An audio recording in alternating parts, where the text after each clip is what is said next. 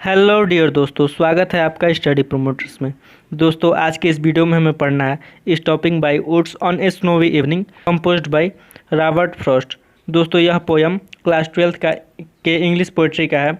और दोस्तों, इस पोयम में कवि जो है वह अपने एक यात्रा का वर्णन करते हैं। वह अपने यात्रा में कहते हैं कि वह एक बार अपने घोड़े से एक बर्फीले जंगल से होकर जा रहे होते हैं।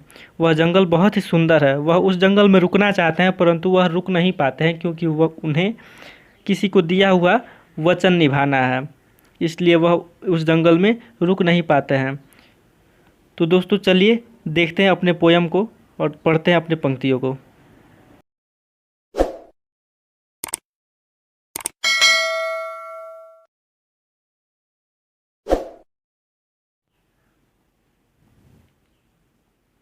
Whose woods these are, I think I no.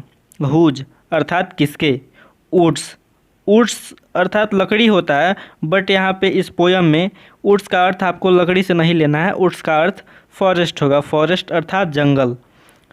तो दिज आर ये हैं, आई थिंक मैं सोचता हूँ, आई नो मैं जानता हूँ। तो इस लाइन का अर्थ हो जाएगा whose woods these are, I think I know. ये किसके जंगल हैं, मैं सोचता हूँ, मैं जानता हूँ। His house is in the village thought. उसका घर इन द विलेज अर्थात गांव में, थॉट जानता हूँ, तो उसका घर गांव में है, जानता हूँ। He will not see me stopping here. वह मुझे यहाँ पे रुकते हुए नहीं देखेगा। स्टॉपिंग हियर यहाँ पे रुकते हुए नहीं देखेगा। To watch his woods fill up with snow.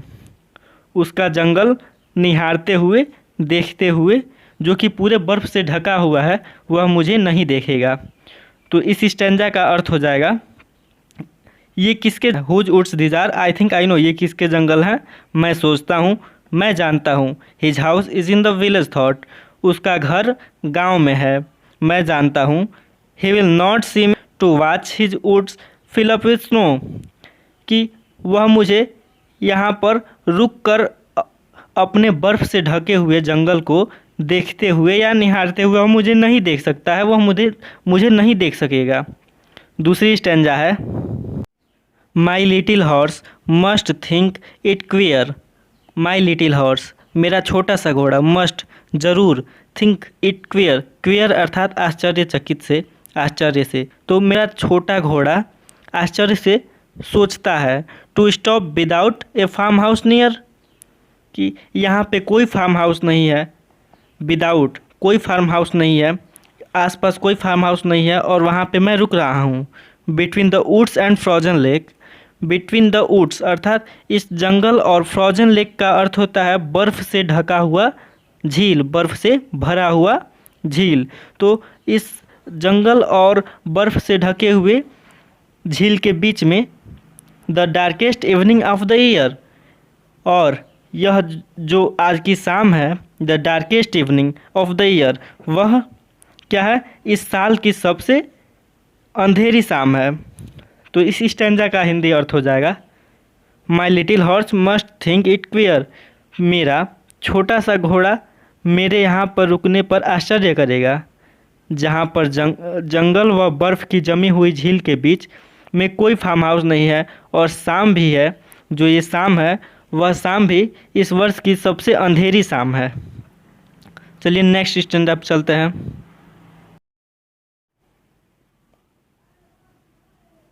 He gives his harness bells a shake. He gives वह देता है, हिज हार्नेस अर्थात दृढ़तापूर्वक, कठोरता से, बेल्स घंटियों को, ए शेक, शेक अर्थात झटका। तो वह अपने घंटियों को एक जोर से झटका देता है। To ask if there is some mistake. To ask यह पूछने के लिए कि देयर इज़ सम मिस्टेक, यहाँ कुछ गलती नहीं न हो रहा है, कुछ गलती है। The only other sounds the SVEEP. इसके अलावा, द ओनली इसके अलावा, अदर साउंड्स द स्वीप दूसरी आवाज़ है वह, स्वीप, स्वीप का अर्थ होता है बहाव, तो दूसरे बहाव की है। Of easy wind and downy flake. Of easy wind, easy wind अर्थात हल्के हवा के झोंके, और दूसरी आवाज़ जो है वह हल्के हवा के झोंके और डाउनी फ्लेक। डाउनी फ्लेक का अर्थ होता है डाउनी फ्लेक का अर्थ होता है बर्फ़ के चकते, हल्के बर्फ़ के चकते। इसे आप ओले भी कह सकते हैं, बर्फ़ के ओले। तो दूसरी आवाज़ जो है वह हल्की हवा के झोंके और बर्फ़ के ओलों की है। तो इस स्टैंजा का हिंदी अर्थ हो जाएगा, he gives his harness bells a shake. वह अपनी घंटियों को जोर से झटका देता है। कौन झटका देता है? तो घोड़ा। घोड़े के जो गले में घंटी बंधी रहती है, तो वह घोड़ा जो है अपने गले में बंधी हुई घंटी को जोर से एक झटका देता है अपने मालिक से ये पूछने के लिए, टू आस्क, ये पूछने के लिए if there is some mistake, कि कोई गलती नहीं ना है, कोई गलती तो नहीं ना हो रही है। The only other sounds the sweep, और दूसरी जो आवाज़ है वह दूसरी आवाज़ of easy wind and downy flake, हल्के हवा के झोंकों और बर्फ़ के ओलों की हैं। चलिए नेक्स्ट स्टैंजा आप चलते हैं। The woods are lovely dark and deep. Woods अर्थात जंगल, लवली प्यारे हैं। तो जंगल प्यारे हैं, डार्क अंधेरे हैं, और डीप घने हैं। तो क्या? The woods are lovely dark and deep, जंगल प्यारा है, अंधेरा है, जंगल में बहुत अंधेरा है और जंगल बहुत ही घना है। But I have promises to keep, but किंतु या परंतु, लेकिन I have promises to keep, promises अर्थात वचन। तो किंतु मुझे तो प्रॉमिस निभाना है, एक वचन निभाना है। And miles to go before I sleep, and miles to go before I sleep, और सोने से पहले मीलों जाना है, सोने से पहले मीलों जाना है। तो इस स्टैंजा में कवि कहे हैं, जंगल बहुत ही प्यारा है, जंगल में बहुत अंधेरा है और जंगल बहुत ही घना है, सघन है, किंतु मुझे तो वचन निभाना है और सोने से पहले मीलों जाना है, और सोने से पहले मीलों जाना है। तो दोस्तों, इस प्रकार रॉबर्ट फ्रॉस्ट द्वारा रचित यह पोयम समाप्त होता है, और हमें आशा है कि आपको यह पोयम ज़रूर समझ में आया होगा।